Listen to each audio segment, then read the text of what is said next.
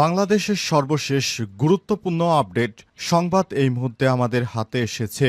সর্বশেষ গুরুত্বপূর্ণ আপডেট জানাবো, সঙ্গেই থাকুন। প্রথমেই জানাবো, প্রধান উপদেষ্টা পদত্যাগ করবেন না। অন্তর্বর্তীকালীন সরকারের প্রধান উপদেষ্টা অধ্যাপক ডক্টর মোহাম্মদ ইউনূস পদত্যাগ করবে না বলে জানিয়েছে প্রধান উপদেষ্টার আইসিটি বিষয়ক বিশেষ সহকারী ফয়েজ আহমেদ তৈয়ব। তিনি বলেছেন, অন্তর্বর্তীকালীন সরকারের প্রধান উপদেষ্টা অধ্যাপক ডক্টর মোহাম্মদ ইউনূস পদত্যাগ করবেন না। এরপর জানাবো, সেনাবাহিনী রাজনীতিতে নাক গলাতে পারবে না বললেন প্রধান উপদেষ্টার বিশেষ সহকারী। বাংলাদেশ সেনাবাহিনী রাজনীতিতে নাক গলাতে পারবে না।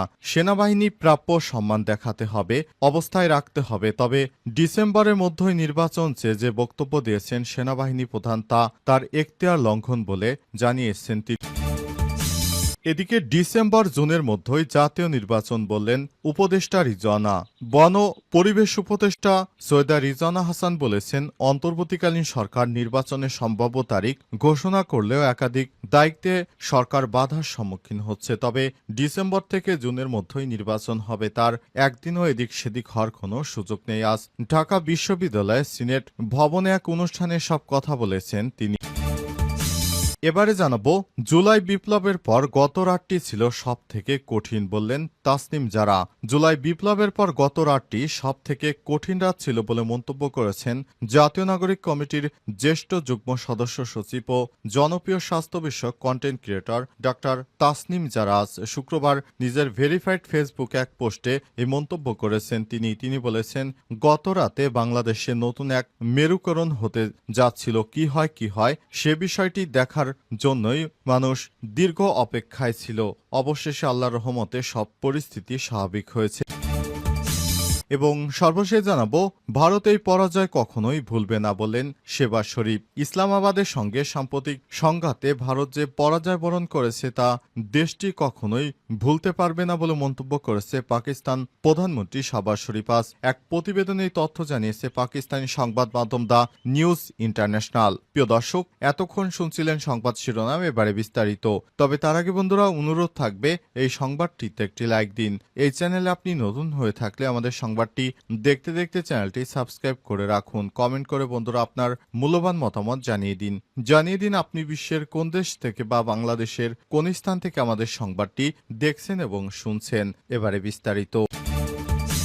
সেনাবাহিনী রাজনীতিতে নাক গলাতে পারবে না বললেন উপদেষ্টার বিশেষ সহকারী। সেনাবাহিনী রাজনীতিতে নাক গলাতে পারবে না বলে মন্তব্য করেছেন ডাক, টেলিযোগাযোগ ও তথ্য প্রযুক্তি মন্ত্রণালয়ের দায়িত্বপ্রাপ্ত প্রধান উপদেষ্টার বিশেষ সহকারী ফয়েজ আহমেদ। তিনি বলেছেন, আজকের দুনিয়ায় কোনো সভ্য দেশে সেনাবাহিনী রাজনীতি করে না। শুক্রবার 23 মে সকালে নিজের ভেরিফাইড ফেসবুক আইডিতে দেখ স্ট্যাটাসে সব কথা বলেন তিনি। ফয়েজ আহমেদ তো বলেছেন, সেনাবাহিনীকে প্রাপ্য সম্মান দেখাতে হবে, অবস্থায় রাখতে হবে। তবে এই প্রশ্নে হুট করে কিছু করা যাবে না, হঠকারী কিছু করা যাবে না। তেমনি ইনক্লুসিভের নামে আওয়ামী লীগের পুনর্বাসনও চাওয়া যাবে না। এ সময় তিনি বলেন, সেনাপ্রধান নির্বাচনের মধ্যে নির্বাচন চেয়ে যে বক্তব্য দিয়েছেন তা তার এখতিয়ার লঙ্ঘন। কারেক্টনেস তিনি রক্ষা করতে পারেনি।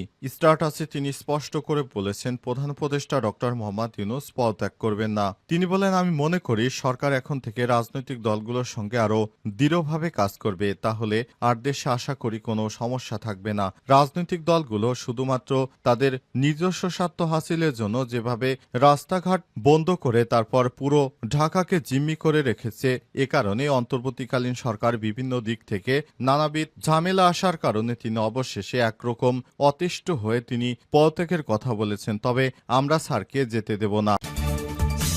প্রধান উপদেষ্টা পদত্যাগ করবেন না।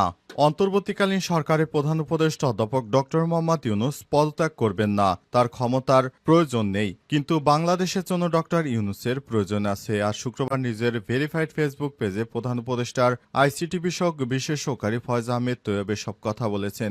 সেই সঙ্গে তিনি সরকারকে রাজনৈতিক দলগুলোর সঙ্গে আরও নিবিড়ভাবে নিয়মিত আলোচনায় বসতে এবং তাদের মতামত নিতে এবং কোনো ধরনের বিচ্ছিন্নতা এড়িয়ে চলার পরামর্শ দিয়েছেন ফয়েজ আহমেদ তৈয়বের ফেসবুক পোস্টটি যুগান্তরের পাঠকদের তুলে ধরা হলো।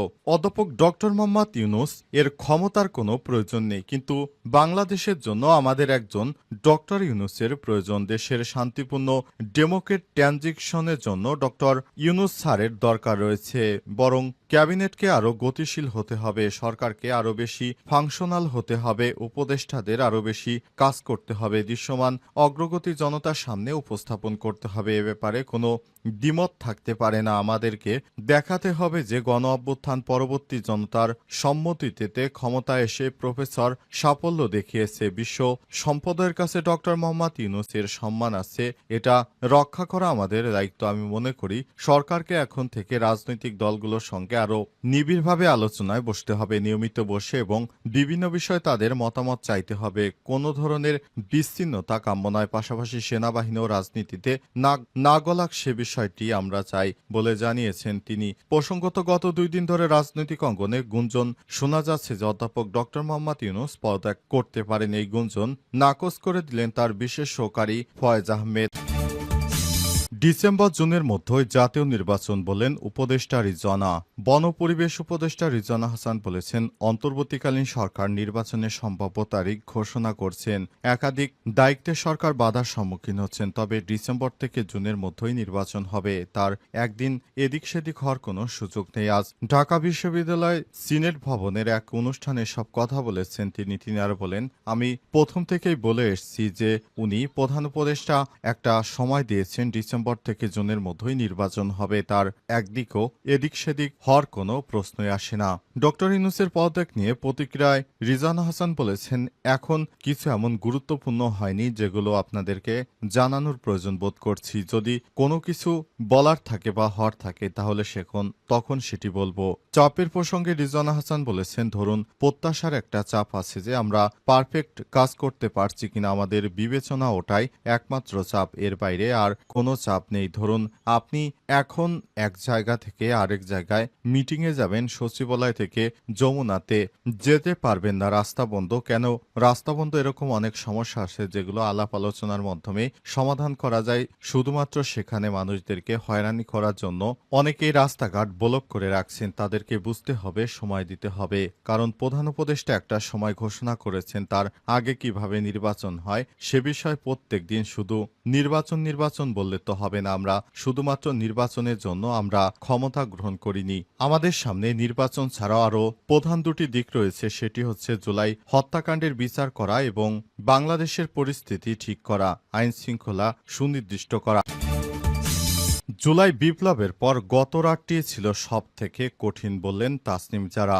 জুলাই বিপ্লবের পর গত রাতটি ছিল সব থেকে কঠিন রাত বলে মন্তব্য করেছেন জাতীয় নাগরিক কমিটির জ্যেষ্ঠ যুগ্ম সম্পাদক ও সচিব, জনপ্রিয় স্বাস্থ্য বিষয়ক কন্টেন্ট ক্রিয়েটর ডক্টর তাসনিম জারা। আজ ফেসবুকে এক পোস্টে এমন মন্তব্য করেছেন যারা ফ্যাসিবাদ বিরোধী আন্দোলনের নেতৃত্ব দেওয়া দলগুলোর মধ্যে বিভাজন, আইন শৃঙ্খলা পরিস্থিতি, রাজনৈতিক দলগুলোর সাহায্য না পাওয়া, নির্বাচনের জন্য চাপ বাড়া, ঢাকায় ক্রমাগত আন্দোলন ও অবরোধের হতাশায় অন্তর্বর্তীকালীন সরকারের প্রধান উপদেষ্টা ডক্টর মোহাম্মদ ইউনূসের পদত্যাগের কথা বলছেন। এমন সংবাদ প্রকাশ হয় বৃহস্পতিবার বিকেলে। পরে সেই রাতটি কিভাবে কেটেছে তা জানিয়ে সামাজিক যোগাযোগ মাধ্যমে দীর্ঘ একটি স্ট্যাটাস দিয়েছেন তাসনিম জারা। ওই অবস্থায় দলাদলির ঊর্ধ্বে উঠে এসে বিভাজন বলে ঐক্যের আহ্বান জানিয়েছেন তিনি। তাসনিম জারা তার পোস্টে লিখেছেন, জুলাই বিপ্লবের পর গত রাতটি ছিল সব থেকে কঠিন রাত। আমি এমন একটি ভাবনা শেয়ার করতে চাই যা আমাকে জাগিয়ে রেখেছে। তাসনিম জারা লিখেছেন, এটা দোষারোপের মুহূর্ত নয়, এটা ভাবার মুহূর্ত। রাজনৈতিক নেতাদের মধ্যে ক্ষুদ্র প্রতিদ্বন্দ্বিতা এবং অবিশ্বাস সমগ্র গণতান্ত্রিক উত্তরণকে ঝুঁকির মধ্যে ফেলছে।